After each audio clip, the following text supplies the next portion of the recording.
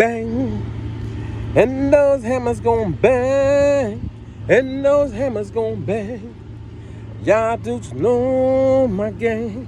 Oh, bang. And those hammers gon' bang. And those hammers gon' bang. And y'all dudes know my game. Oh, bang. And those hammers gon' bang. And those hammers gon' bang. And y'all dudes know my game. Oh, bang. And those hammers gon' bang. And those hammers gon' bang. And y'all dudes know my game. Oh. So yeah, man. It took a little while for me to get my voice like that. And that's legit, like, without no reverb, no compression, no EQ, no chorus, no flange, no auto-tune, no nothing. And I'm not trying to say like I have an amazing singing voice. That's not what I'm trying to say. I'm just trying to work on perfecting harmonizing. So if I could carry a note for one of my songs, that's fine with me. So I don't need to be the best singer, because I'm not a singer. I didn't grow up as a singer like that. You know what I'm saying? Like, I want to be able to sing so I can have certain elements from my records. You know what I'm saying? So, you know, I'm gonna lock in love, then I'm gonna let it blow. Watch when your head explode. It's gonna be a fireworks show. I'm gonna lock in love, then I'm gonna let it blow. Watch when your head explode. It's gonna be a fireworks show. Bang. And those hammers gon' bang. And those hammers gon' bang. And y'all just know my game. Oh, bang. So, that's one of the reasons why you guys and girls are going to fail in the music industry, is because you don't put in the hard work. Where's the effort into perfecting your craft, but not just making a beat, like more than one thing, man. Like when I was sampling back in the days to make my records, one of the things I wanted to do was add vocals to my music. Here's a fun fact, man. I told the story already, but I'll tell it again. So, I was listening to Arsonist from the Heatmakers, right? You know, y'all know Arsonist. He's like Dipset, all that. You know what I mean? He's worked for mad people. And he's a sample-based musical producer.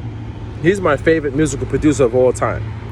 So when I was watching him produce on like Smack DVDs and stuff like that, not produce, but like he was showcasing the stuff that he does, he like inspired me, right?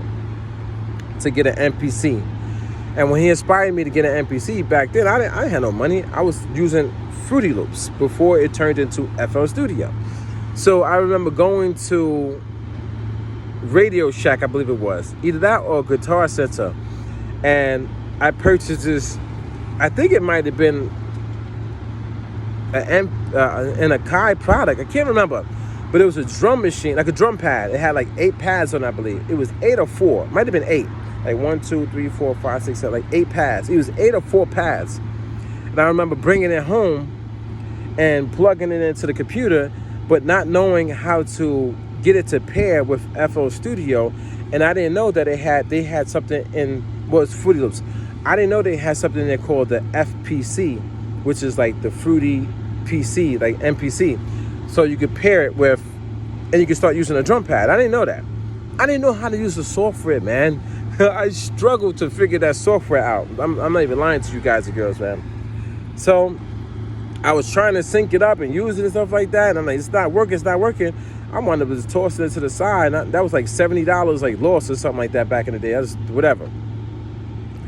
But I remember hearing Arsonist beats, and they had the soul samples. So, you know, Arsonist does like His style is called like aggressive soul chopping. Like, so he chops up the soul records, but it's an aggressive nature, the way he does his drums and all that stuff, and how hard it hits. And there's vocals in there. So I remember hearing the vocals and the samples, but me not even knowing how to do music production, didn't even know that when he was sampling, he's taking Diana Ross or whatever it was, and the vocals are connected to the melody. I didn't know the sample had vocals in it.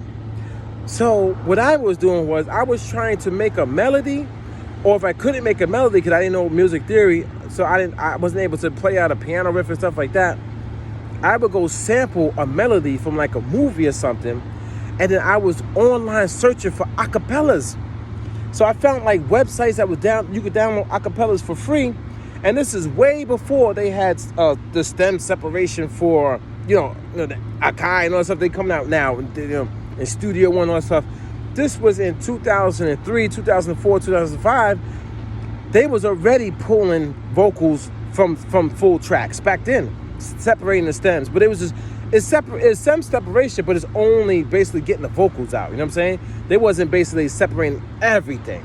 So the technology was there back then, but it wasn't fully blown. If you get what I'm saying.